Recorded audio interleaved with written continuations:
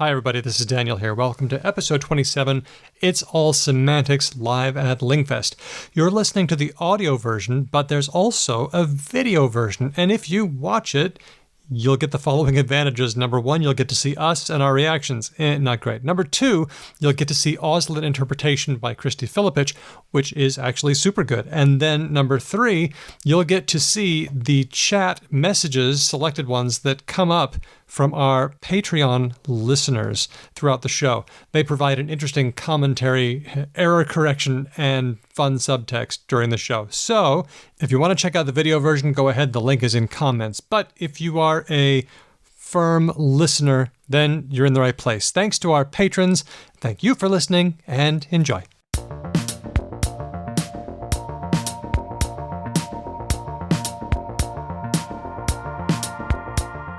Hello and welcome to this episode of Because Language, a podcast about linguistics, the science of language. I'm Daniel Midgley. Let's meet the team. She's a linguist and she knows stuff. Not everything, just the right amount. It's Hedvig Hurgard. Thank you very much. I love that one. That was... You know the Goldilocks amount of stuff. Yeah, I don't know what that means. You know, like the Goldilocks I like zone. It. Not too little, Not too hot, not too much, not too cold. Just the right amount. Okay. I found that was what I said. That's the mantra. If you're suffering from imposter syndrome, just think, I know about the right amount for where I'm at. And then you'll feel better. Yeah, and also, if we're talking about helping with imposter syndrome, also, the person who hired me is pretty smart and probably did a good decision. And if there's something I don't know, it's probably fine. Yeah, exactly. That's great because it also confers respect to your immediate, collegiate mass. Wow. Go you for being just good at things. I'll go on. He's the one whose personal ads say good sense of humor, but in his case, it's actually true. It's the fabulous king of the fairies. It's Ben Ainsley.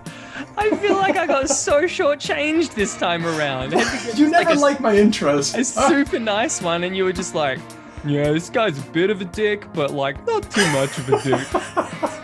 But you are good at being funny. Don't try and save it. It's fine. No, but you are.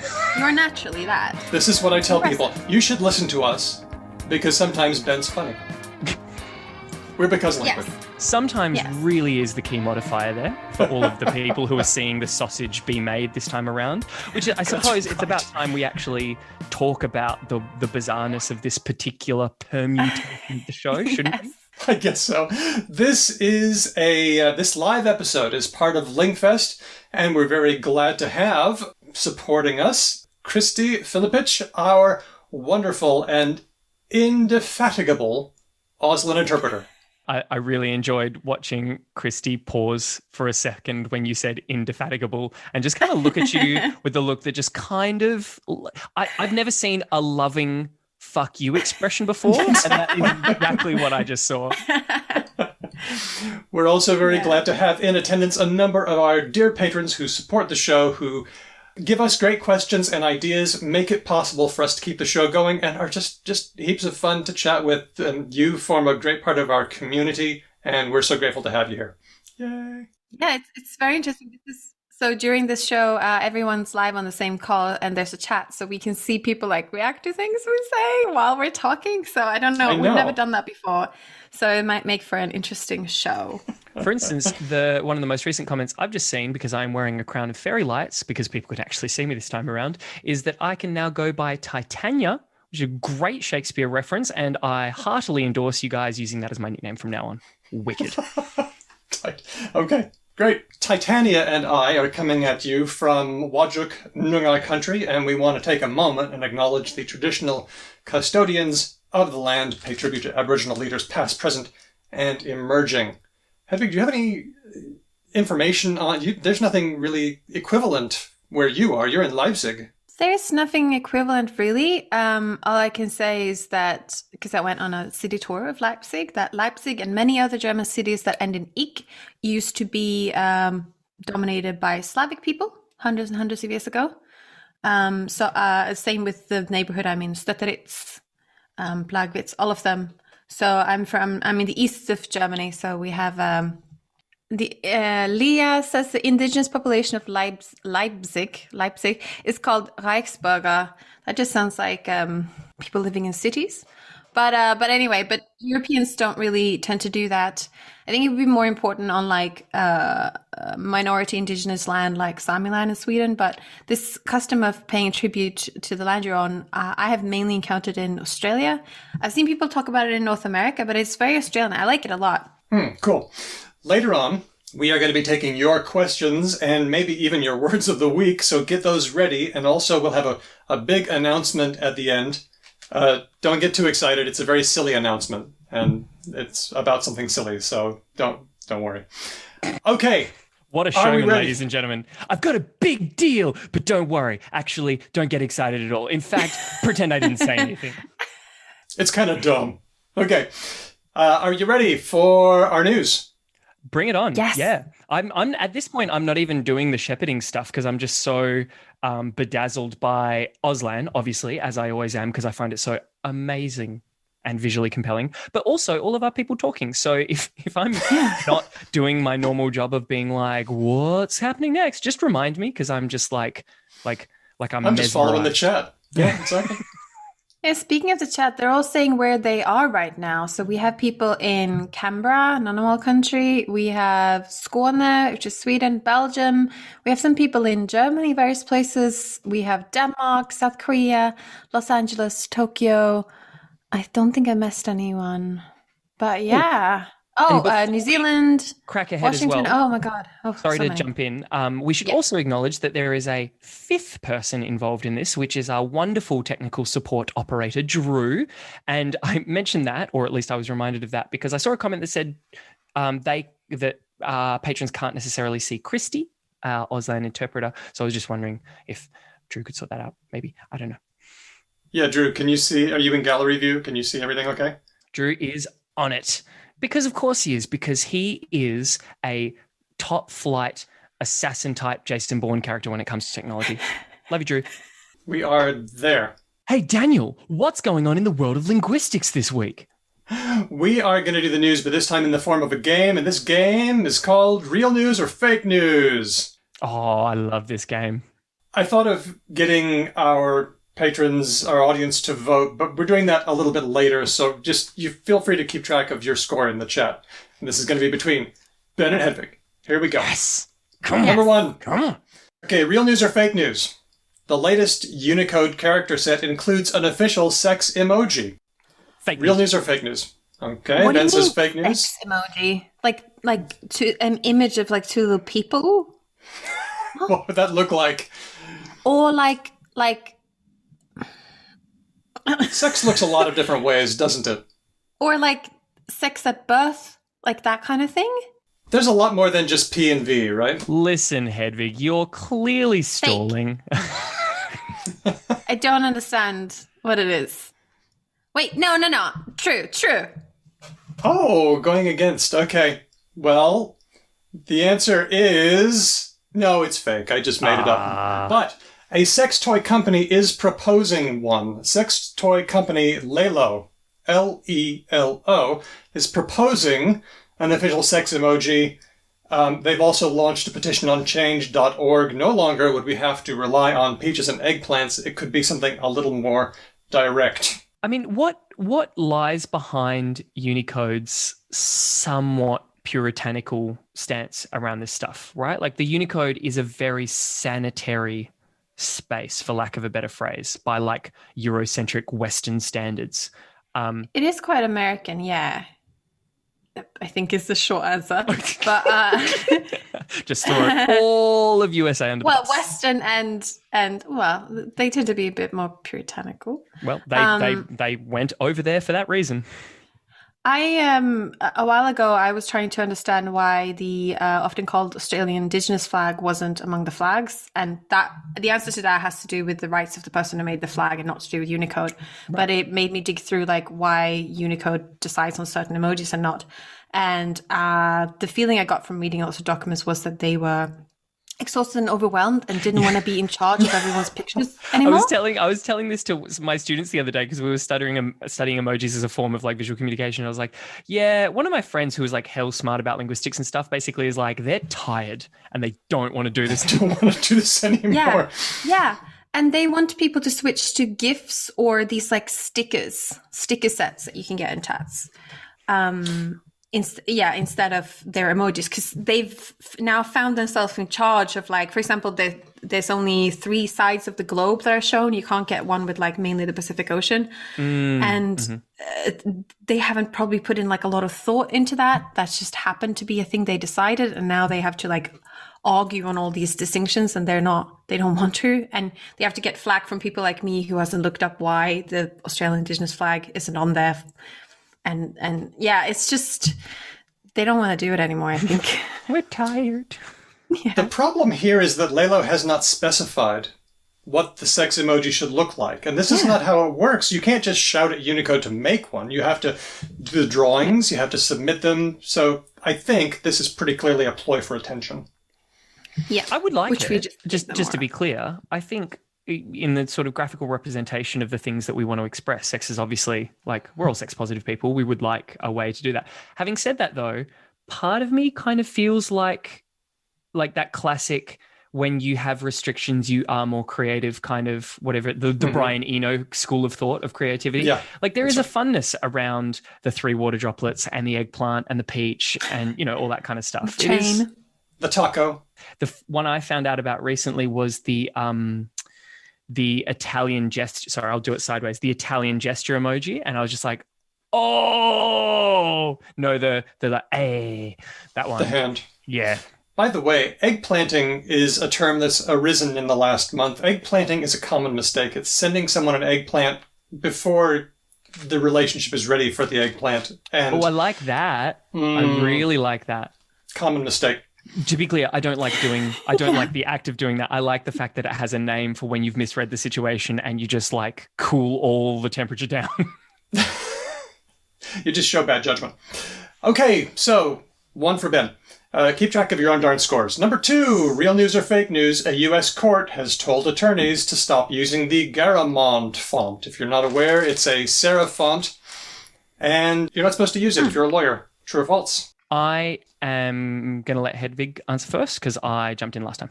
But the Garamond isn't particularly offensive, right?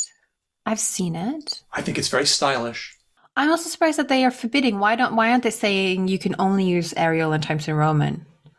Why are they saying you can't use this one? That's odd. Okay. But this was in some sort of like local American place, was it? Well, if it were a real story, it might be. Jeez, what a poker face. You want to guess fake, Hedvig, and I'll go true? I'm confused about what's going on. I'll put it out there. I was going to guess true simply because there is no one in this world more predisposed to pedant type behavior than font nerds. So I can absolutely believe that somewhere someone with some decision-making power was just like, not on my watch to this one particular font. So I'm going true. That's very strange. Yeah. Okay, I'm going to go false. Okay. 1 for Ben again. It is true. Ben's 2-0. So you did double bluff us. So we're currently at, The U.S. Court of Appeals for the District of Columbia Circuit has added a note to their style guide. Briefs will only be accepted if they're written in 14-point serifed fonts like Century or Times New Roman. The court strictly discouraged the use of Garamond. Explicitly. I love. Do you know what that reminds me of? That meme of like a lake and lightning, and it just says like God says, "Fuck this one fish you in particular." It feels like that's what they've done. We want you to use this, and also fuck you, Garamond, and the horse you rode in on. Some people in the chat are pointing out, I think that's what they're pointing out, which may be true, that Garamond might have particular issues with what's called kerning, which is like how letters, when they are next to each other, how they sort of line up and invade each other's spaces. And maybe Garamond makes confusion or something. I don't know. Garamond does appear smaller than other typefaces, and you can use that to shave a few pages off of a legal brief if there's a page limit. So there we go. There's an attempt to stop people gaming the system. Okay, real news or fake news number 3. A company in Scotland is getting roasted online for dropping all the vowels out of its business name. True or false?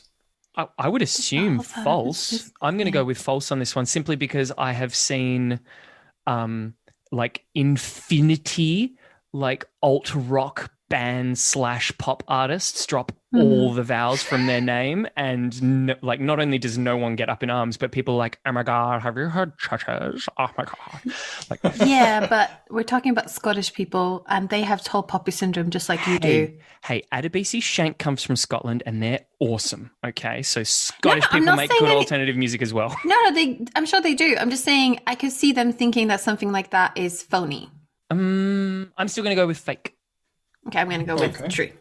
I'm hoping for my first point. By the way, every band with no vowels in its name sucks, except Hate Rock. I want in chat, I want to hear one band that doesn't suck besides HTRK, Hate Rock.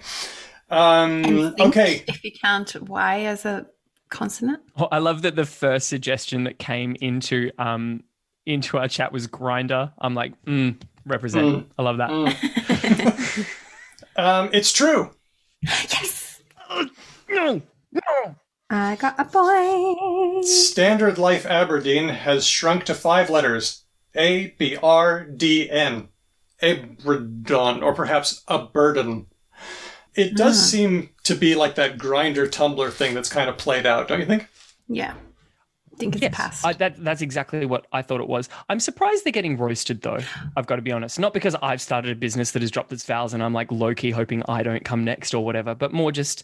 Do you guys remember how like for a long time there, and I'm just doing like a little picture on my screen, people changed like basically all of their logos to that like hipster X with like 4 little symbols in the X, and it was like craft brewing companies and all that kind of stuff, you know, like it had like 2 iconographic arrows and then like a mountain and a tree and like a beard and a hops or something, and like every logo did that, and it was just kind of accepted.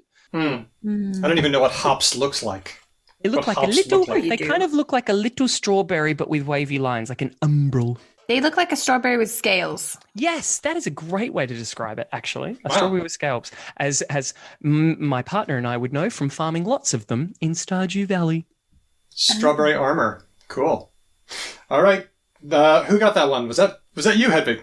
Yes, I did. Got my first point. Yay. And also people have suggested lots of bands without vowels in the names that are good, like Management. So okay. Cool. This was my secret ploy. I just wanted to get more good bands. Okay. I really like that someone put Ludwig van Beethoven without any vowels, and it's still incredibly legible. Yes, yeah, it is, isn't it? English isn't supposed to work like that. Okay, number 4. Real news or fake news? A study of text messages between people in relationships find that couples use language most similarly at the start of a relationship, but then their language use begins to diverge. Real news or fake news? Is that because in the beginning of a relationship, you're just being what you think is normal? And that happens to be the same. I've got my immediate response based purely on my own experience was fake news, because in every relationship I've been, our communication has converged. You know, like you pick up the habits of like your partner's little quirks, right? But my little brain is like, ooh, are we hyper accommodating when we're still trying to lock a romantic partner in? And then once they are locked in and we've made sure they can't escape, then we're just like, haha, sucked in. Here's my real language, doofus. You know, they say relationships are the ultimate long con. I'm going to go with fake news. I reckon you get more similar as time goes on. Okay. I'm going to go with true news. Okay. Yeah, I'm just thinking about my text messages and my husband Steven's, and they're different. Okay, this one was fake news. What happens The crown of is light has a power. this is work from Miriam Brinberg from Pennsylvania State University and Neelam Ram from Stanford, published in the Journal of Communication. They looked at about 1 million texts from 41 couples over 200 days. That's a lot of messages. And they found that couples' texts grew more similar as the relationship developed in terms of words, abbreviations, and function words like verbs, auxiliaries, things like that. They were already pretty close to each other, but then when they started to become a couple, they ramped up their accommodation. They started doing it more similar, and then just kept on getting more similar, but it did plateau. So they did not diverge. So they didn't go like a They full didn't. Vulcan mind meld. Yeah. Not Didn't full. fully merge. That's right. It's funny. Okay. Last one. What's the score? 3-1? Oh, it's Yep. still anybody's game. No, it's not. What was that thing about I know relevant things? No. Was that my Enough intro? things. This Enough last one things. is worth 2 points, right? Yeah. Okay, so, real news or fake news? In the new Apple iOS, you can choose new voices for Siri that are African American. Yes, I know this. I've seen this. It's true. I was going to guess could true also- because I'm we pretty could- sure I heard Drew trial one as he was testing this Yeah. show. I heard Yeah. one of the series just be speaking in a bit of an Ave sort of accent. I was so jazzed Yeah. by it.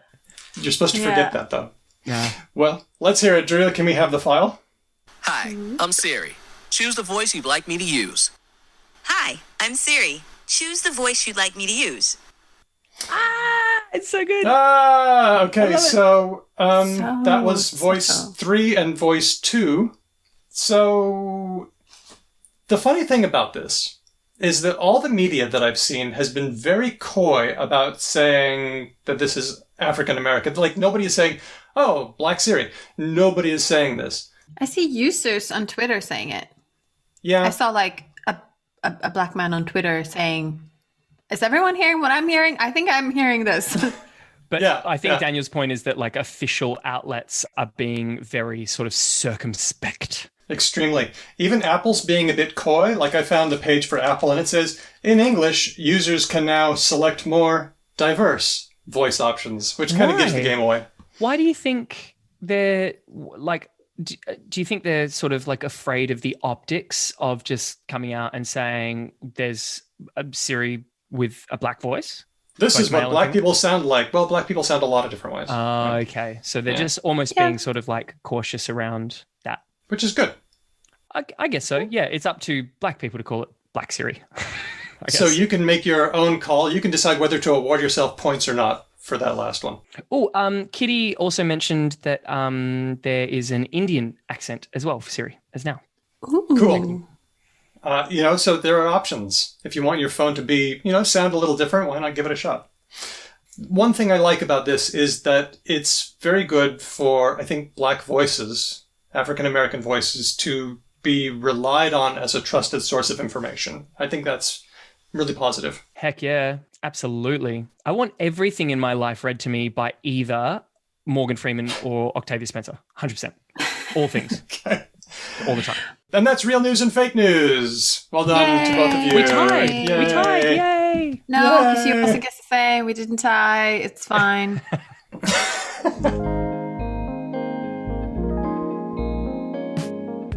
And now it's time for the semantics part of our show. There are some thorny usage issues that we have been wanting to find out about and get your input on. So, it's...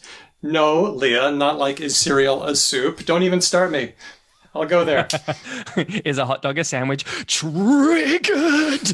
We did a whole episode on that. Anyway, we're going to let you, our dear listeners, vote. Now, this first one is a bit of a throwback, but we're going to stick it up there anyway.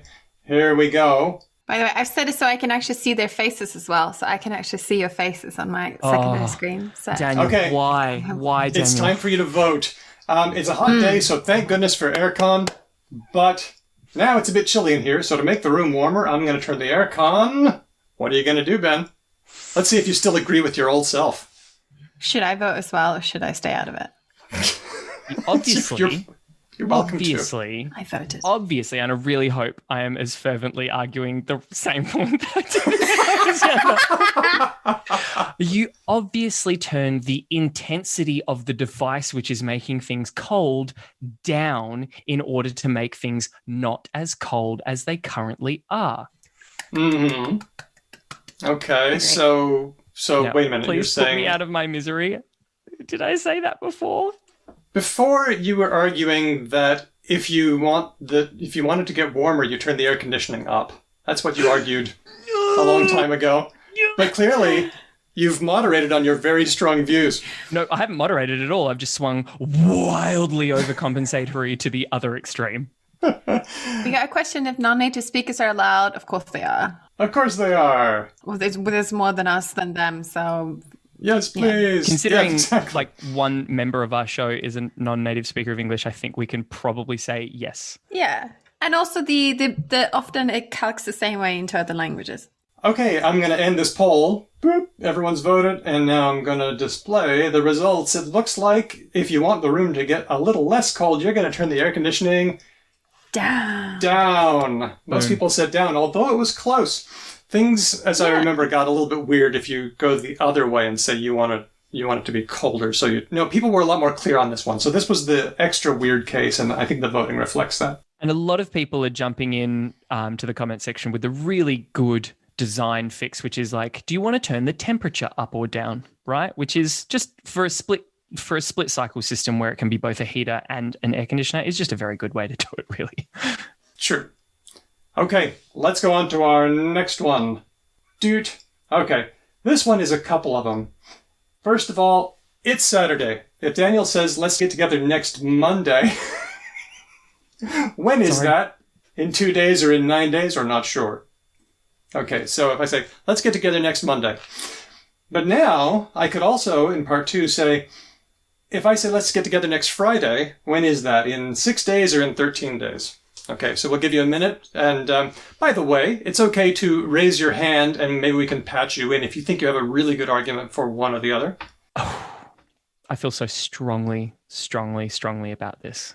Do you feel differently between the two? No, I don't. Okay. You just feel strongly. I have a very consistent system. And it is this, right? The first day that you could be referring to in the cycle is this Monday, and the one after that is next Monday, and that can be for whatever day you want, right? In the possible sort of like whatever it is, the absolute maximum like 13-day cycle that this question could hold, right? You are this for the closest one. So in the first example, right, the Monday in 2 days is this Monday, and the Monday in 9 days is next Monday. I almost feel like people should stop saying next Monday. Yeah. Okay, I'm going to end this one. Dude. I think we should stop talking about weekdays to each other and just send each other Google Calendar invites, because that's how my life works anyway. Let's see those results. Doodles Here we and Google go. Calendar. Oh, split decision. That's interesting. Wow.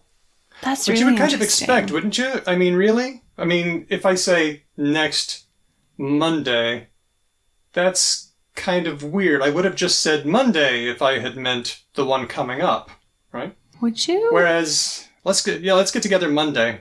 But if I say next Monday, that kind of leapfrogs into 9 days, I think. Whereas if I say, let's get together next Friday, next is so horrible. Next is so ambiguous.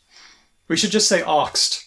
Oxt is a word that I keep plugging, O-X-T. No, and it just means not this one, but the one after that. You know No, better it than means- this, Daniel. This is the Randall Munro, there are 13 Yeah. competing standards problem. This is a terrible idea. And you are basically a terrorist for... And you one know day better. it's- You know Basically a better. terrorist. God. You know better. I'm going to make this happen. Okay, let's go on to the next one. Here we go. Dude. Oh no, there's another person who says Sunday is the start of the week. Oh, hang on. No, okay. That's for next show. Okay. Are fish wet? Your choices are Yes, no, depends on what... This is multiple choice, by the way. You can choose any number of these. Depends on what wet means, depends on what water means, depends on what fish means. Not sure. Are fish wet? My partner annoyingly had another alternative that I wasn't sure if you were going to add here when we were test running this, which is a fish is wet when you take it out of the water. That was what Ben said for the promo. I said that. I totally said that. Which I kind of like. Which makes no sense at all. That because is incorrect. No. Why would it? No. Because I am also when I'm snorkeling, when I'm underwater, I don't think I'm wet. But when I stick my head up, my head's wet. This person, correct. This person, incorrect. Why would it become wetter when you remove it from the source of the water? I can answer this. I'm going to answer. Yes, please. Okay, what if, right, and just like prepare yourself for your mind to just like explode right now. What if wet, I'm so ready. Right, is not an objective state, but a ratio, right? Right? A ratio of moisture to ambient moisture, right? So when a fish is in water, it's so wet because it's just surrounded by the element that it like lives and breathes in, and then you pluck it out of the water, it's dripping with wetness in an otherwise dry environment, right? In other words, wetness is an emergent property of contact with water. Correct. Yeah. Kind of. Okay. Yeah. Kind of. And then you have to be in contact with water, but a little bit contact with water. Okay, everybody vote. It's time. Oh shit! Then then I'll pick that I went one. with no, basically. I went with depends on what wet means. Yeah. 'Cause that's what we were talking about. I guess that's semantics, all right. Okay, I'm going to end it in 3, 2, 1, doot. And let's share those results. Doot, doot. All right, most people said, yeah, fish are wet. I'm really disappointed with this because it means I'm wrong because our listeners are substantially smarter than I am, so... And I was also going to say, we haven't touched on this yet, but our purpose of making this show is to settle these things. So everyone who's here now knows the truth, Yeah, which is that fish are absolute wet. truth. We've decided it, and now me and Ben need to succumb to that. Yep. And I'll inform my poor husband later that that's his reality as well, because this applies not only to us. As Steve and I just bite through our tongues, we will have to deal with it. There will be holdouts. And it just applies for everyone around the world. So far, we have decided that, what have we decided? That next Friday is in 6 days, if you're on Saturday. Yep. And next But Monday is in 8 days. 8 days. Yeah. That's it. We've decided. Anyone who voted differently has to just, you're wrong. It turns out I'm wrong. I'm wrong about a lot of it. Okay. Let's do this one. Okay. It's similar. Is water wet? Also multiple choice. Yes, no, depends on what water means, depends on what it means, depends on, inexplicably, what fish means. Not sure. No, I didn't copy and paste that. I really meant to include that option. Water is wet. I'm going with yes. So, if you had a floating cube of water, that would be wet. If I had a floating cube of water... But we don't have a floating Daniel, cube are you of doing water. some like crazy stoner nonsense right now? Are you doing the whole like, is my blue and your blue the same blue? No, I'm saying, didn't you just argue that that wetness is an emergent property of contact with water? It's not in the thing itself? Yeah, but like you're talking about like, is water wet from some sort of like objective perceiver's neutral reality where there is no anything, right? In which case it would have to be wet. I'm going to argue that water is wet because we look at a boggy place and we say, careful, it's wet there. And then if we go to a lake, we say, well, this area is much wetter than the last one. Yeah, but that's because the land around the swamp and around the water is wet, which is correct. But the water itself, the big body mass of water, isn't wet in itself. Well, that's why I was mentioning the floating sphere of water not in contact with anything. Is that wet? Which I also wouldn't say is wet. And also, this is like when you're extracting samples from during fieldwork that like don't exist. We were talking the other day on one of my research assistant meetings about like how you say present tense but perfective, so like finished events but that are happening at this moment. Like no one talks about them. Like they don't occur in corpora. They don't happen in the world. People don't talk about them. I feel like there is a whole bunch of talking to try and justify when you know you're going to be proven wrong in this poll in a second. There's an interesting discussion in chat about whether ice is wet. Does anybody want to raise their hand and jump in? Maybe we can try to include you. Maybe our tech guy can help. So if you use the raising hand emoji, or if you wave your hand around, I might see it. But they're not doing it because maybe they don't want to do it. That's fair. Yeah, they're probably sitting there being like, hell no, you're the idiots who have a podcast. We just listen. Yeah, that's fair. That's fair. Okay, time to vote. I'm going to end the poll in 5, 4, 3, 2, 1. Doot. Let's take a look at those results. Predictably, yeah, it looks kind of the same as before. We've decided that water is intrinsic, that wetness is intrinsic to water, and it's not a result of contact. Breaking news, water is wet, says Kitty.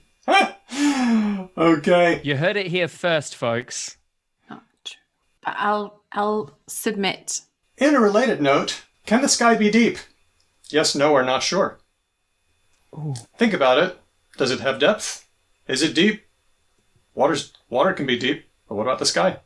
I am going to go with no, because it can't be deep. It can only be high because of our stupid monkey-centric perception of the universe. Okay, from our own perspective. But Ben, do you think a room can be deep? I mean, I guess like a Scrooge McDuck vault full of money that you swim in can be deep, and that's a room, I guess. Okay. And when you say depth perception, do you mean this direction or that direction? Yeah, nah, I see what you're doing here, and I don't buy it. Like, yes, depth can have multiple contextual inferences, but I think the way English speakers use the word deep, they generally mean down. For instance, I presume Lord Mortis, who is listening right now, is located somewhere very, very deep. Like underground? What? Yeah.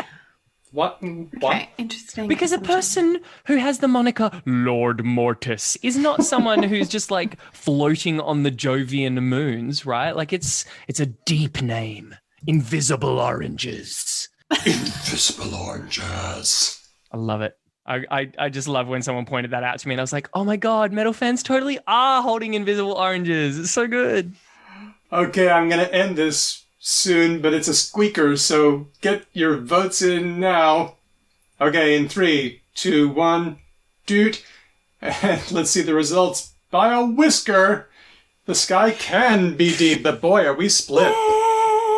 That's close. That's close. That's real close. Yes. You know, it seems like deep is only used for things that we're on top of and can go down through. But apparently not. When you make a cabinet and you... Get it. We get it. Depth can be lateral. You don't need to give exactly. And mostly it is in those situations. This is the depth of this thing. But you're using depth and deep like they're synonyms. And as we know, there is no such thing as a synonym. That's true. I just linguistics you like a motherfucker, and I feel so good about it. No. You're just a bad loser. I also just really quickly want to acknowledge that there is an awesome person in our chat who is also called Ben, but they had the courtesy to put in brackets, not the host one. God bless you, Ben. Thank you. We're going to go to the next one, and this one's about the word around. If you're going around a tree in pursuit of a squirrel, and the squirrel also goes around the tree on the opposite side from you, did you go around the squirrel? If you're going around a tree in pursuit of a squirrel, and the squirrel also goes around the tree. Okay, here's a tree. Yep. Here's a cockatoo, which I'm substituting. Here's me. Hello, cockatoo. Wait, I have too many houses. Okay, so I go like this. I go 360 divided by 2. 180 degrees. Yeah. 180, thank you. And the squirrel does the same. Is that what you're saying? Mm-hmm. That's right. You do not go around the squirrel. And the tree is always between me and the squirrel because we're always on opposite sides. Yeah, you're like that. I'm just going to read this. This is from Leela by Robert Pirsig. Because this conundrum comes from William James, considered the father of pragmatism. James and a group of friends were on an outing somewhere, and one of them chased a squirrel around a tree. The squirrel instinctively clung to the opposite side of the tree and moved so that as the man circled the tree, the squirrel also circled it on the opposite side. After observing this, James and his friends engaged in a philosophic discussion of the question. Did the man go around the squirrel or didn't he? He was north, south, east, and west of the squirrel, so he must have gone around it. Yet, at no time had he ever gone to the back or to the side of the squirrel. The squirrel could say, that man never got around me. Yeah, exactly. Yeah, he didn't go around the squirrel. Yeah, exactly. I'm saying he's not going around. And as many people have pointed out in our chat, when you're talking about words like this, your point of reference is like the super important thing. And it seems like the tree is the point of reference. They both go around the tree. They do not go around each other. Yeah. Happy? That's what I think. Yep, okay. Let's see. Okay, I'm going to close off the poll in 3, 2, 1. Doot. Let's see those someone results. said, if I rotate 360 degrees, does the person next to me go around me? Yeah. Let's see that. By a pretty clear margin, no. You do not go around the squirrel. Okay, we've solved it. We've solved James's philosophical problem with empiricism. I actually like who asked that? Matthias, and I'm so sorry, Matthias, if I'm pronouncing that incorrectly. I think that's the more interesting question. If I rotate on the spot and someone stands still, have they gone around me, or have I spun like a weirdo near them? You all went around me now. I spun. Yeah, exactly. If you want to say that he went around the squirrel, then you'd also have to say that I go around the island of Manhattan every day because I'm opposite sides of the earth from it. Yeah. But that doesn't seem right. Also, I think the far more interesting thing in that little, what shall we call, anecdote is both of those people keyed into the really boring part of that activity, which was discussing the semantics of it, when you could just be playing squirrel tag, which is heaps of fun. Poor squirrel. Sounds Those scary. squirrels. I've got to be honest, when I've done that with a squirrel, they seem to be having a great time. Okay, yeah, fair enough. Where did you find a squirrel? Not in Australia, Okay. obviously. No, in America. No. Okay, Perfect. here we go. Find a Number cat. 7. We're getting through it. This is great. I'm so glad we're settling these things. Finally. If a test was deceptively easy, was it easy or hard? This one really fried my circuits. I experienced a halting error on this one. Like I was like, Okay, so our problem is that when have you ever watched the show QI? Mm-hmm. And sometimes Stephen Fry asks, or Sandy Toxic asks a question to lure our beloved what's his name? Who's always on the show? My brain fried. I've forgotten his name. Fuzzy hair guy. Dude. Yeah, fuzzy hair guy who plays Jonathan Creek. Jonathan Creek. Old mate. Alan. Old mate. Alan. Thank you, Alan Davies. Thank you, everyone. And sometimes it's a question like, not ice water wet, but or something that's like, is the capital of Australia Canberra? And it looks deceptively easy, which makes Alan Davies think, oh no, it can't possibly be that, so it must be Sydney. I'm double thinking myself, and then he says Sydney, and then the things go off. But sometimes it's confusing when people ask things that seem easy, and it usually means it's hard, but the actual question is easy. Am I making sense? Yes, it looks easy, and it is. I went in a similar direction to this. Like any situation where there is an easy answer, right? But the easy answer isn't necessarily immediately obvious, right? So the solution to the problem is straightforward, but getting to or realizing that solution maybe not so straightforward. Does that make sense? That's the other one, yeah. I was thinking more of the double bluffing thing, where the actual answer is easy to find and straightforward, but you start doubting yourself because you think they can't possibly be asking me this. Like when Stephen Fry finally asked a question to which the answer is a blue whale. And Alan Davis is like, it can't be that. It's never that. Yeah. I think on either of those, though, we're saying the same thing, which is fundamentally it is easy. Easy, yes. Okay, I'm going to close off the poll. Make your votes. 3 and 2 and 1. Doot. Let's see those results. Looks like if a thing is deceptively easy, then it actually is easy. Yay. Maybe it looked hard, but it turned out to be easy. I agree with our very, very smart listeners. This is good. This was the same as the result from a language log survey from 2011. When asked, the exam was deceptively easy, about a little more than half of everyone said it was easy. But when you say it was deceptively hard, everybody says, oh yeah, that was totally hard. And I think we get the same result here. Just How does really it be quickly, deceptively hard?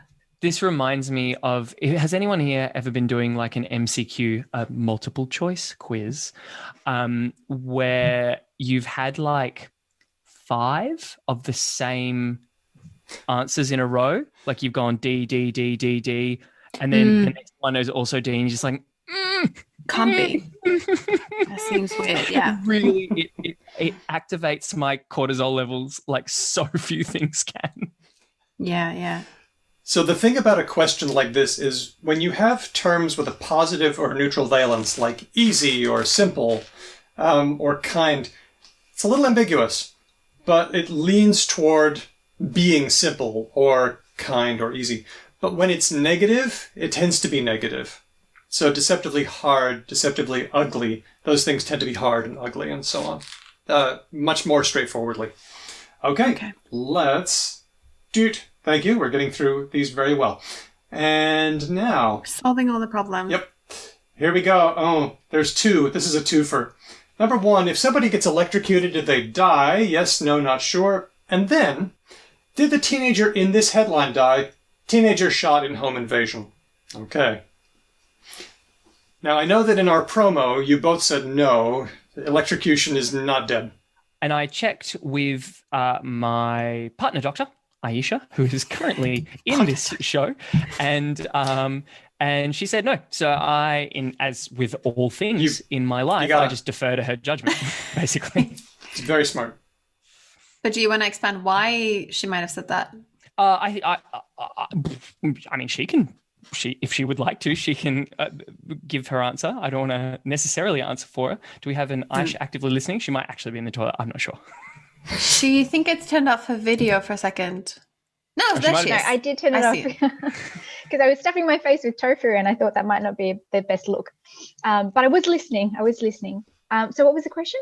It's the electrocuted one. If someone got electrocuted, did they die? Well, no, because not all electrocutions are fatal electrocutions. You can be electrocuted and you can survive that with horrific burns and or a cardiac arrhythmia that needs to be reversed with a further medically controlled DC shock. So I'm taking it that way.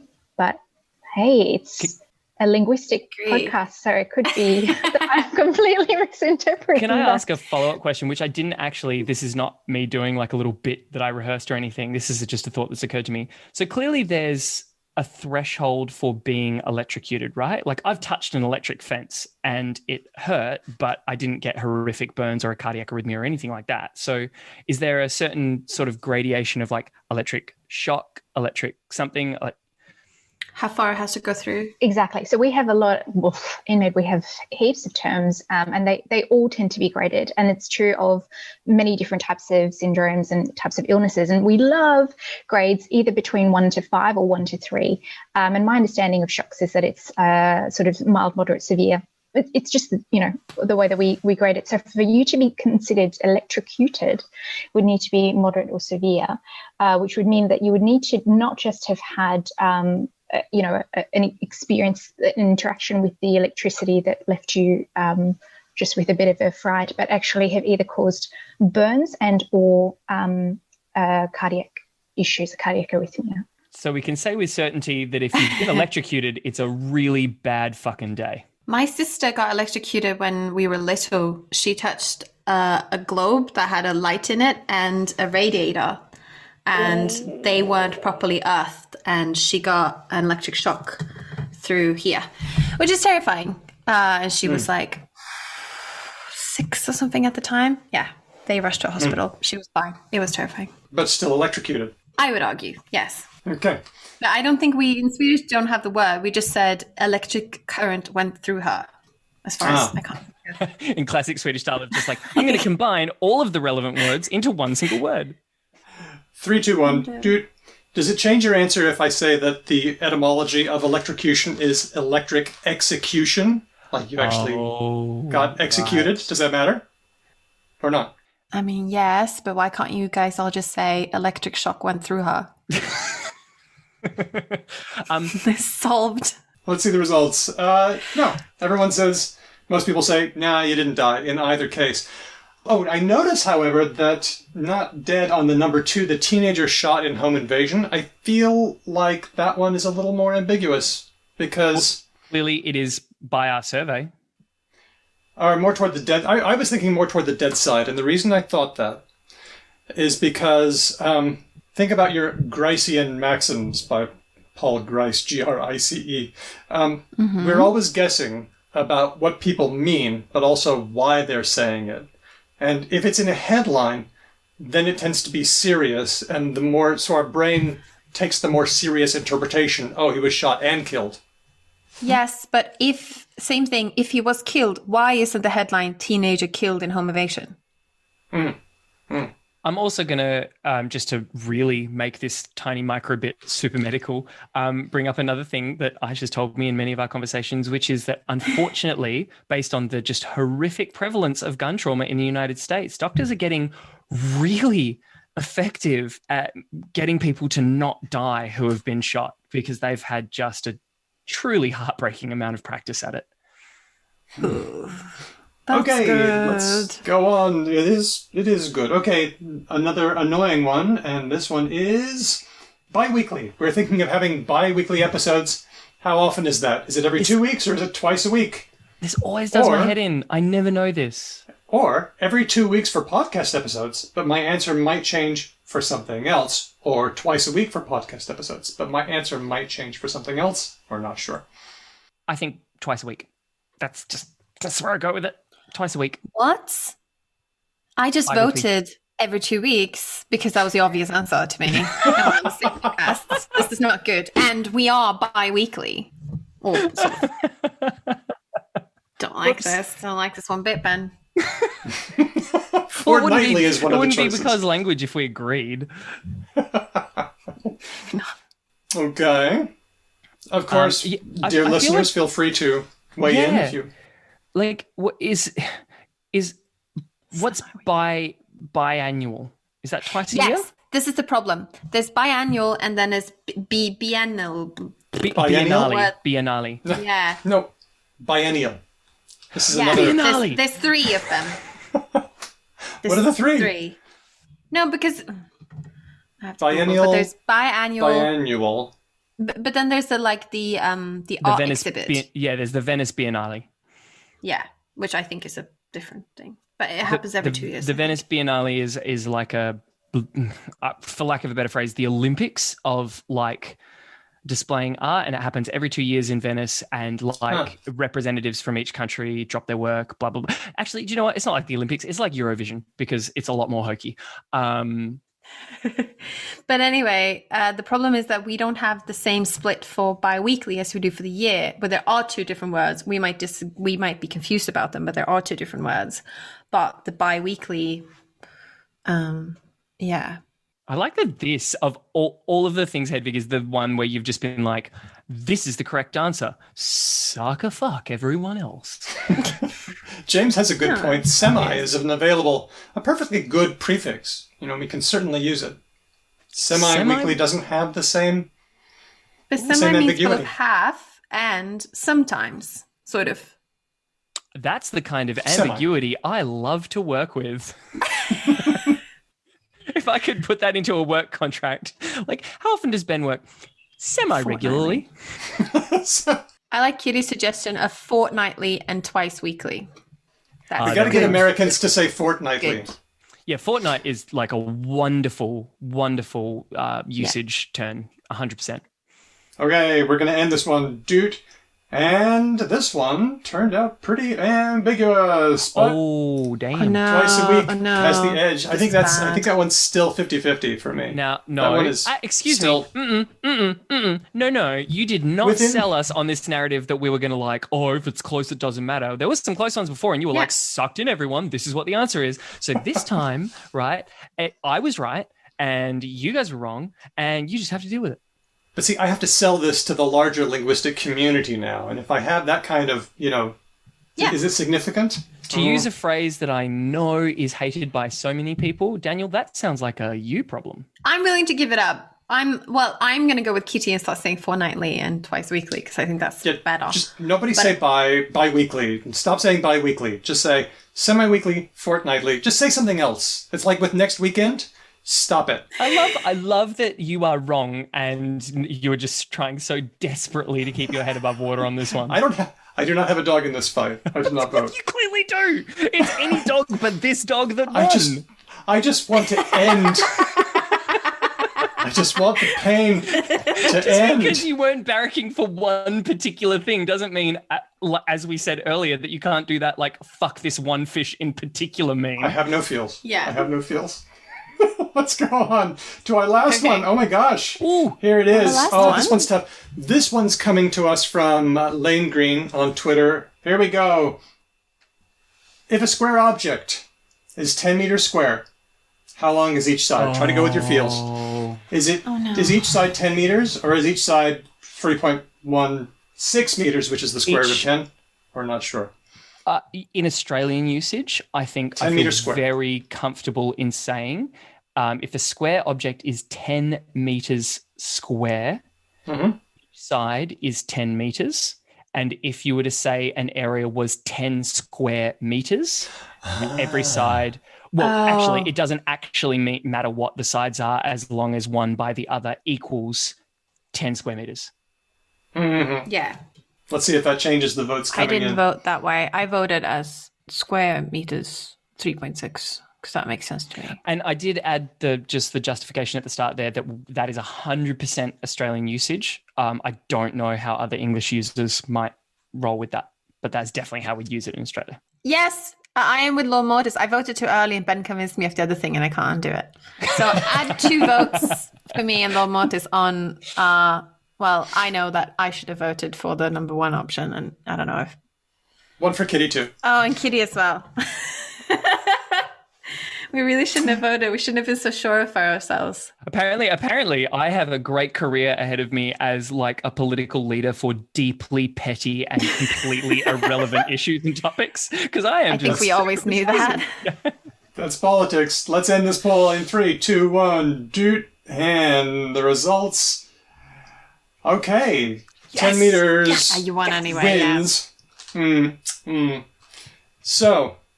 what have we learned about this? What have we learned from your these? Tacit disapproval, Daniel. You are walking back all of your students. No, I'm happy. I'm happy with this one. This one won. Is there anything we can learn from all of this to wrap this up?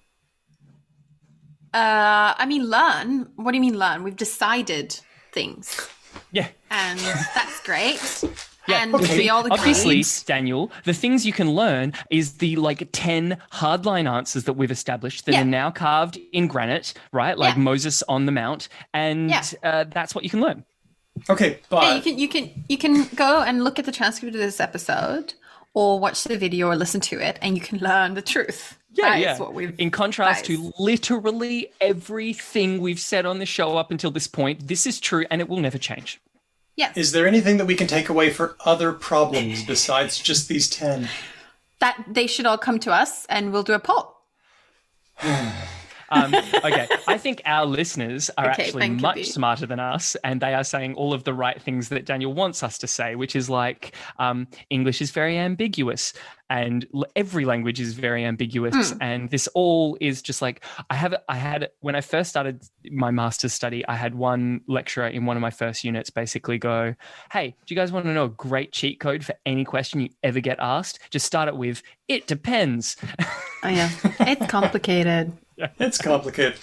Well, one thing I want to get out there is that semantics is underspecified. We often say words that mean less than a precise meaning because language is imprecise, and we often rely on context to figure out which interpretation is most valid. And it's not necessarily a problem. There are people who like to make it a problem, or who like to make conlangs on their spare time where everything is super duper defined. It's often not a problem. We usually get by well enough as it is. There's some research about whether it matters where, like, the social demographics of the language community. Maybe if you're very few people and you all know each other super well, you can be even less precise because you can all understand what you refer to anyway. So, and written language, as some people pointed out here, there's a problem when you say something is spoken and you see the other person. I can see Ben and Daniel now. I can see if they're nodding or understanding. But when I write something, you often have to spell things out more. That's a good point as well, because you don't know the person who's going to read it sometimes. Kevin made a really good point that this points out that it's important to clarify in spoken language, and sometimes an email doesn't clarify the way we need it to. I think that's such a useful life lesson. Yeah, it's good to be shorter sentences and clear sentences. It's often good. And also, apparently, we've just rocked a bunch of Americans' worlds to find out that, like, squirrels are mostly American, and there's, like, some European squirrels, but for the most part, like, they're purely relegated to the Americas. And I'm seeing a few Americans being like, what? This is not a universally understood tiny creature? Squirrels aren't everywhere? True. So the European squirrel, the grey one, is... So UK has this problem with the grey and the red ones, right? Correct. And the red ones are the... I think the red ones are the native to Europe and the grey ones are the native ones. Yeah, because there's only red ones in Sweden, and when Steve sees them, he's like, oh, a precious red one. Oh, I see a red squirrel. Oh, how exciting. It's like real life Pokemon Go. Yeah. A rare red Squirrelax.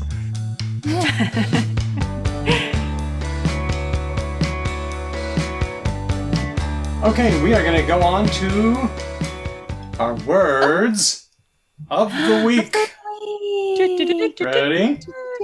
Yeah. Our first word, cheugy. Cheugy. Right. In the words of the spelling bee, can I spell it? Can you have CHEUGY. And can I have it in a sentence, please? My family is really great, but they're just a bit cheugy. CHEUGY. This is the latest word on TikTok. What is it? Oh. Take a guess. I've been smashing TikTok and I don't know. My finger's not on the pulse, you guys. I've seen people talk about this on Twitter, and I think the Australian translation is daggy, partially. Oh. Daggy's good. I do like... Which maybe we should tell the non-Aussie listeners what that is. I've always found as an Australian to other English language variant users that, like, daggy is a thing that has so much, like, linguistic merit and that just isn't used. And there often isn't... It's like a lost in translation thing. And I'm like, but look at them. Yeah. Look at them. They're so clearly daggy. Explain, Ben. Daggy is... Not the etymology, do the meaning first. Yeah. Daggy is... I'm going to try and give you a real world example from the wild. Let's say your mum has just gone out into the front yard early in the morning wearing just her dressing gown and slippers to grab the paper, and maybe she's got like her hair in a bit of a thing, and like the neighbor who she knows really well sees her and they'll be like, oh, g'day, love, looking a bit daggy this morning, right? So it's like an endearing way of saying not necessarily looking that great, but it's often said with like a kindness. It's a positive statement about a negative look. Isn't it also similar to Americans' usage of basic? So if someone comes into the office and has all the clothes on and everything, but is not looking super interesting, are they daggy? I would disagree personally. I've seen basic used far, far more pejoratively. I've seen people wield basic like a proper knife, whereas I've never seen anyone use that with daggy. And I'm seeing people in the comment section saying tacky, and I would argue that it's not the same as tacky because again, tacky tends to be quite down looking, right? When someone looks tacky, it's usually a person of a higher sort of fashion status saying, they look a bit tacky. Whereas daggy, like I said, is a real... It has a vein of kindness in it for the most part. Maybe a little bit like scraggly. Drew says it's a little uncool, and I think that's about right. Scraggly? Maybe. But let's get back to cheugy because... Okay, what a digression. Cheugy.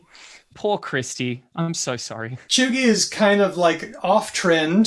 So like you like things that were popular about a decade ago. Here's a list of things that are kind of cheugy. Things that I have seen described as cheugy. Minions. Oh, yep. Uh-huh. Dancing with the Stars. Uh-huh. The whole girl boss aesthetic. We're still in basic territory, yeah. Mm-hmm. Yeah, still basic. Grown-ups who are just a bit too into Disney. The entirety of BYU. Talk like a pirate day is kind of chuggy. Saying things like, said no one ever. It's like it's like daggy but cringe. I know exactly what chuggy is now, and I feel like I've got a really, really quick and easy way to categorize it for everyone.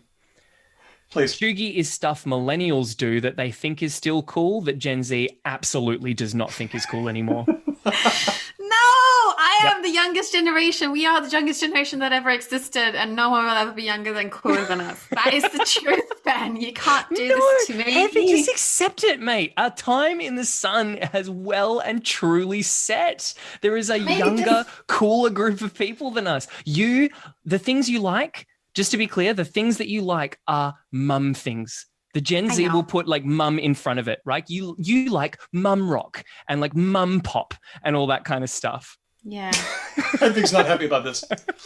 No, I'm sorry, Hedvig. Yeah. This is hard. Is the yoga mat chuggy? I'd say so. Lululemon is chuggy. Yes, for I sure. have Lululemon pants. And a top. Yeah.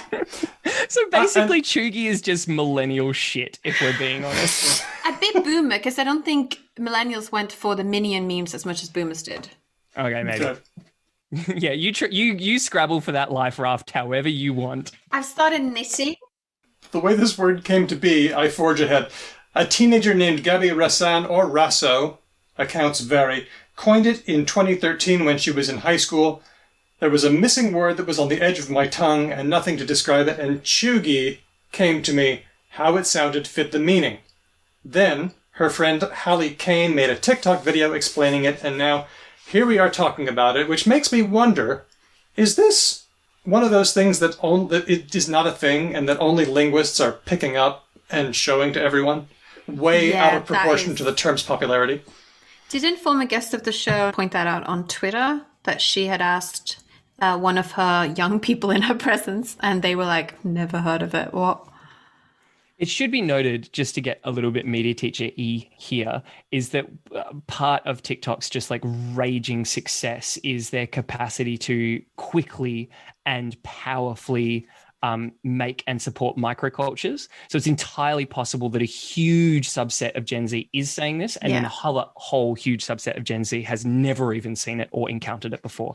And when they encountered it, they'd be like, "Ugh, gross, that's what those other losers do," or whatever. Let's go on to our next one. This one was suggested by Zaprithi on our Discord channel. Zaprithi, if you're here, do you want to do this one? Ooh. Raise a hand if you want. Don't see. Otherwise, I'll read it. Okay, here I go. Have you guys spoken at all yet about the TikTok trend of using the word crunchy, as in crunchy childhood? Don't know how niche this might be, just on my For You page, but I found it an interesting use of that adjective. Oh my God. Crunchy childhood. And I are looking at each other through the screen right now because we 100% use this all the time. Really? Yeah. What does it mean, Ben? Crunchy is like a pull. Oh, in fact, I'm going to. I know crunchy. I'm going to confer to my partner because it doesn't mean something that crunches when you bite into it. That's not how we're using it. We're not describing lots and we're not toddlers who are just like on random stuff. Obviously. Aish, do you want to explain how we use crunchy? It basically means it's something uncomfortable. But it's uncomfortable in multiple ways. And so you can't say this particular thing about it is uncomfortable, but it's multifactorial. And so, but the overall feeling that you're left with is it's uncomfortable. I sort of don't really want to talk about it. Interesting. To add to that, it's kind of for me related to the idea of booba and kiki, right? That linguistic term, right? Like there is an inherent understanding, right, across cultures. The booba is like blobbly and kiki is like spiky, right? And so too, when something is crunchy, right, like we just kind of inherently understand between each other and also for other people as well, if other people use it this way. It's like I'm just feeling a bit crunchy, and it's kind of a way of saying I'm like in a bit of a bad mood, but it also just kind of suggests that like I'm aware that I'm in a bit of a bad mood. I'm processing it. It's like, I find it's really useful. It's like a funk. It's kind of all of those things, but it's clearly not one of those things, because if it was, we would just use that thing. Well, let me just explain this as far as I've gotten it, and I'm going to pull a comment from Nikolai out of the chat who mentioned granola. It's kind of granola. So this is a very, very specific experience of growing up in the UK countryside in the early 2000s. So let me just read some of the things according to thetab.com. Some things that are crunchy. You were forced to go on roughly 7 million family walks and bike rides. Your mum would never buy the good snacks, just raisins, rice cakes, and those gross strawberry bear fruit yo-yo things. Your parents' cupboards are full of roughly 37 different kinds of tea. Your school shoes were always from Clark's. This is like, I'm having a bit of a relatability gap here. I'm sorry. Okay, so this is interesting because this is not how Aisha and I use it at all. This is a whole different thing. Yeah, this is different. This is different. This is like in Sweden, if you didn't have the commercial TV channels, you only had the ones that come free to air. Right. That sounds like in that category. Yeah. So it's like a little bit hippie crossed with like a little bit anti-capitalist crossed with like a little bit left-wing kind of thing. Crossed with you didn't get to do stuff. Yeah. If that's what crunchy is, then I can tell you Germany is very crunchy. But that doesn't sound like what... Because, like, for example, Angela Merkel goes on a hike every year and she wears the same shirt every year and has done it for 10 years. And all the Germans are like, it's great. She uses the same shirt. It's a great sign that she's, like, a reliable politician because she goes hiking every year in the mountains and she uses the same shirt. Yeah. Thanks for your stunning German impression. Well, I'm glad to hear about other people's childhoods, even if I can only relate to it slightly, being a Gen X kid whose mother gave him brewer's yeast every once in a while, but that's about as granola as it got. Ma'am. What do you to eat it? What? Oh yeah, it was a thing. Adele Davis. What do you mean? Is that like an American Pacific Northwest cod liver oil type thing? Yeah. Okay. But it was in my orange juice. Oh my god. Okay. Sorry, Mom. Next one, juvenile. I noticed this one and I tweeted it. It's a story in the West Australian. Yay. 3 members of the West Coast Eagles were taking their official derby photo and they flashed a white power hand signal. Okay. You know the one? Okay. Looks like... I've got a... This is a thing, but it's also not a thing. Right? Like it is a thing. No. It 100% is a thing, and it is a white power symbol. One of those kids is of Aboriginal descent. Yep. They're not using it as a white power symbol, I promise you, because I see kids doing this in the school, and it's part of a game where if you like make a person look at this hand gesture, then you get to punch them, basically. I know the circle game. Yeah. So it's the circle game, but it's also a white supremacy symbol. And I feel really bad for this Eagles player who's Aboriginal who did it thinking it was the circle game because I would just hate to be him a lot. This is part of the thing about the white power symbol is that it hides behind a lot of other symbols. And, you know, there's a really good thread by Lauren Gone, which we'll link to in our blog. But the way that the PR folks described it was juvenile, which I had never heard that as a euphemism for racist before. Oh, okay. I see what you mean. Yeah. Yeah, well, that happens when like 18-year-olds do like blackface at Halloween. I can see people describing them as juvenile in a similar vein, where like other words would probably be better, like racist. Stupid and racist. Yeah. Well, it's an interesting asymmetry because when white adults do something, and this isn't just this incident, it's lots of other incidents. When white adults do something unacceptable, they're described in terms that we use for children. And then black children, when they are, you know, murdered by cops or by white people, they're described in terms of adult things. Yeah. They were mature looking. They looked mature. Yeah. Same with underage girls who gets accosted sometimes and raped, etc. They look mature. Okay, so there was that one. Well, I feel less certain about that one now because of your input, Ben. Well, like I said, I just really feel for this one kid in particular who you have to imagine is not doing a white power symbol on any possible conceivable level as like a notable member of his like Indigenous community, all that kind of stuff. So I just wanted to like throw a defense in that kid's general direction. Yep, cool. Hedvig, I need your help on this one because we've been talking about lo-fi for a good long time, but I wanted to make this official. Okay. Lo-fi.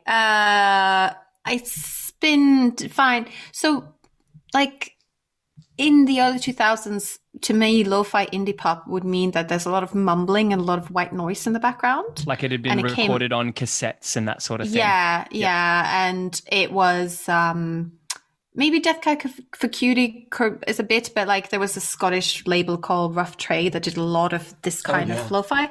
But then there is lo-fi now, which are these like YouTube streams and things. And the most famous one is Lo-Fi Beats to Study and Relax to, which has the Lo-Fi Girl. The channel used to be called Chilled Cow, but now they've just renamed themselves to Lo-Fi Girl. I think that was smart. Like they responded like a dictionary. They just went, okay, so this is how everyone calls us. This is what we're called. Okay, fine. And you can also listen to them on Spotify and things. And they have this kind of music style that is a bit more, less noisy, more clear. Very few words, but sometimes there'll be samples, vocal samples, or like they could be like quotes from like Star Trek or whatever in there, or like old recordings.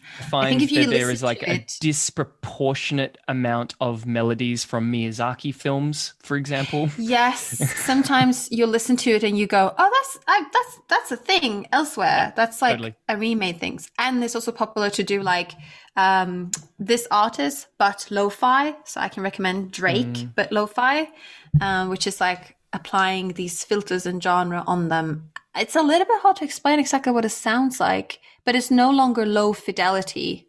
No, I would say, which is the original definition. It's chill. Chill is the other possible word for it. Is chill chuggy? I think it's still not. I would say probably not. And the reason I say that is because I regularly chuck Lo-Fi Girl up in front of like my students and they're just like, cool. This is fun. Yeah. I'm down. I can really recommend the very popular Australian Taiwanese YouTube duo Two Set Violin. They did a video where they tried to create lo-fi tracks. So they fool around in like GarageBand and stuff. It's very funny.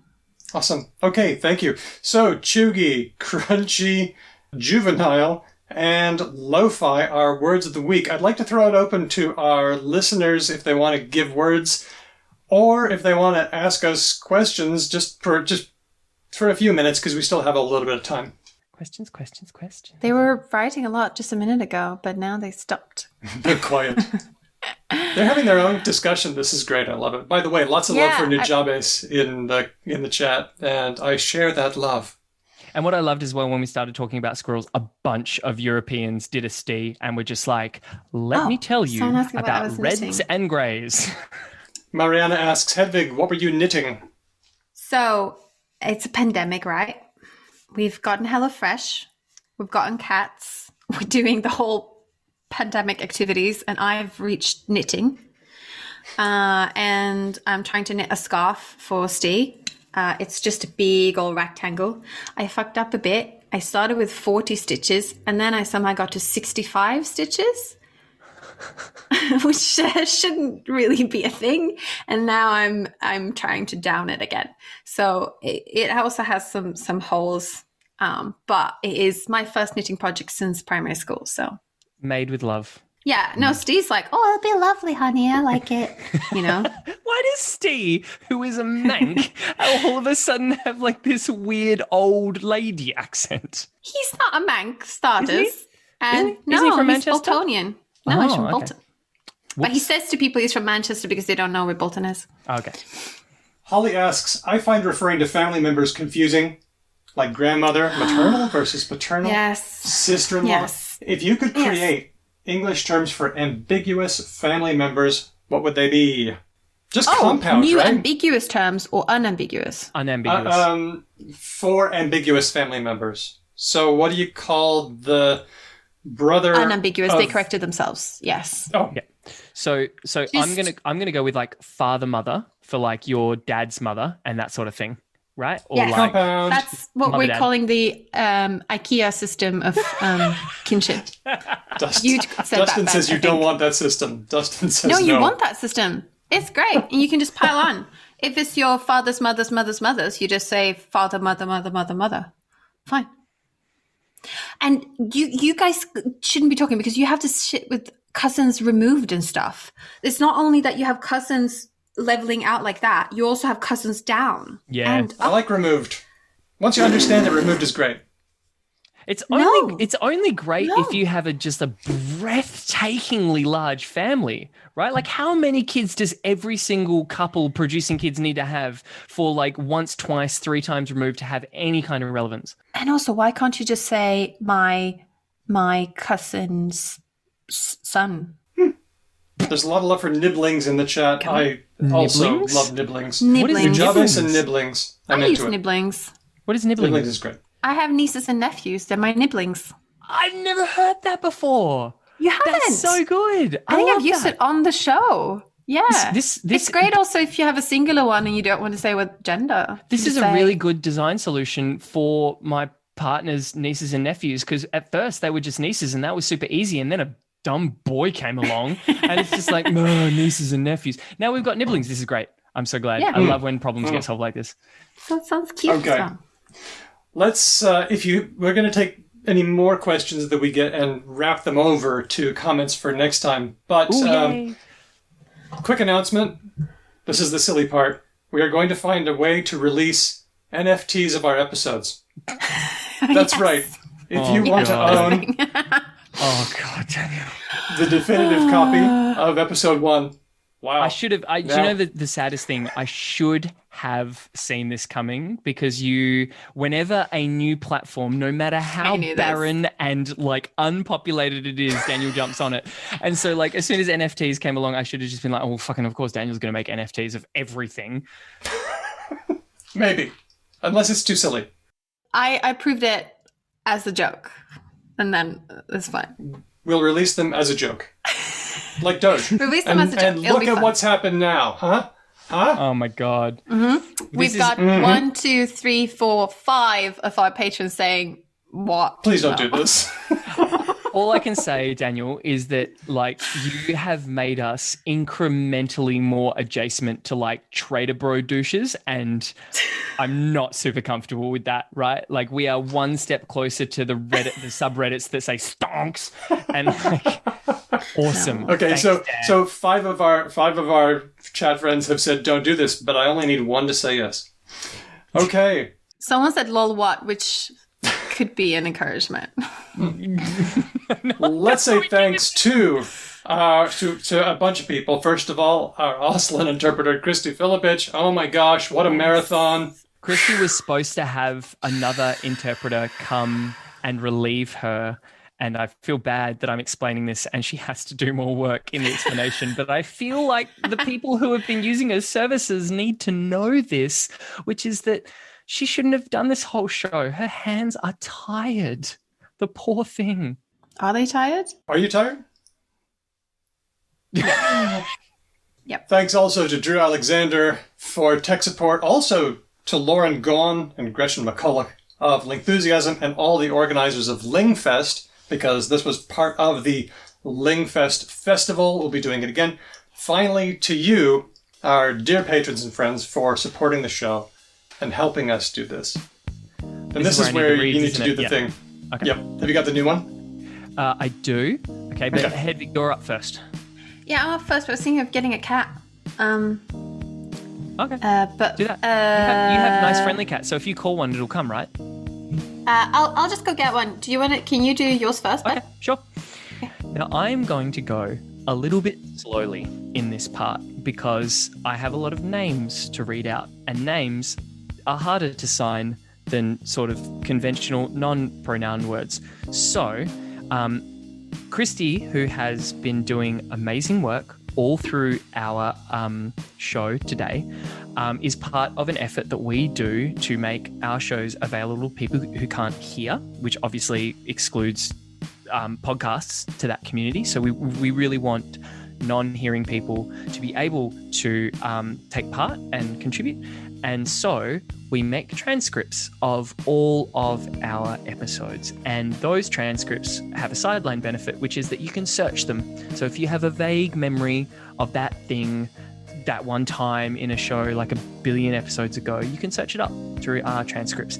And the reason we can do transcripts is because of the amazing people who have joined us in our show today, our patrons. And here is a list of some of our wonderful, wonderful patrons. Okay, and this is the bit where I'm going to go slow. We have Dustin, Chris B, Chris L, Matt, Whitney, Damien, Joanna. Christy, I hope I'm not going too fast because I can't read the thing and see you at the same time, so I just have to kind of guess. She's saying you're going okay. Okay. Helen, Bob, Jack, Kitty. I want to see big sign emphasis on this one, please, Christy. Lord Mortis. Oh, expression.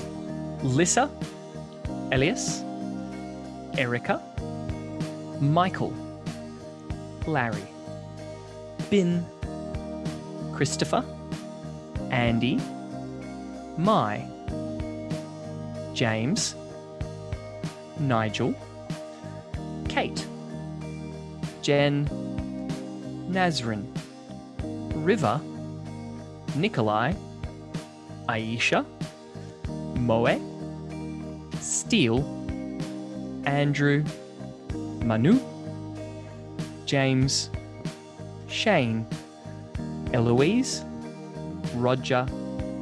I think this is Rianne. I know Rianne's actually in the chat. Rianne, did I pronounce that correctly? Yay! I can actually see Rianne and I can check. This is good. Jonathan, Colleen, Glyph, Ignacio, and Kevin. Thank you to all of our patrons, because without you, we couldn't do what we do, and especially this show where you all joined us. It's been so lovely. My heart has been warmed. Now over to Hedvig with a cat. Yeah, I have the lovely Santa here who's going to help me to say some things, maybe or not. Hello, having a good time. Yeah, thank you to all of our lovely patrons. It wouldn't be a show without you. We couldn't do polls like this and have a majority and just decide things, which is lovely. If you have any questions or comments or just want to say hi, you can always get in touch with us on all the places. Now we urgently have to go somewhere else, apparently. No, you just have to sit in that direction instead. Squirrel. Very urgent. We are Because Lang Pod on all the things, and all the things are Facebook, Twitter, Instagram, Mastodon, Patreon, TikTok, and Clubhouse. You can also, no, that's my porridge. You can also send an old-fashioned email at hello@becauselanguage. And I really recommend telling a friend about us, because that's how I get most of my podcast recommendations. So I assume that may be true for you as well. So tell a friend about us, and please leave a review on iTunes Store. That's great, or anywhere else you can leave a review, especially one giving us more than 1 star. That'd be very appreciated. Doing all of those things will help people find us and spread the good word of linguistics around the world. A special shout out to Dustin of Sandman Stories for tirelessly recommending us to everyone. Our theme music has been written and performed by Drew Kraplyanov. He's a member of Ryan Bino and Obdidian's Bible. Thanks for listening. We will catch you the next time there's a LingFest for our next LingFest live show. Thanks for listening. We'll see you next time. Because language. Yay! We did a live show, guys, and it wasn't in a rancid pub in Perth. Yeah, that was good.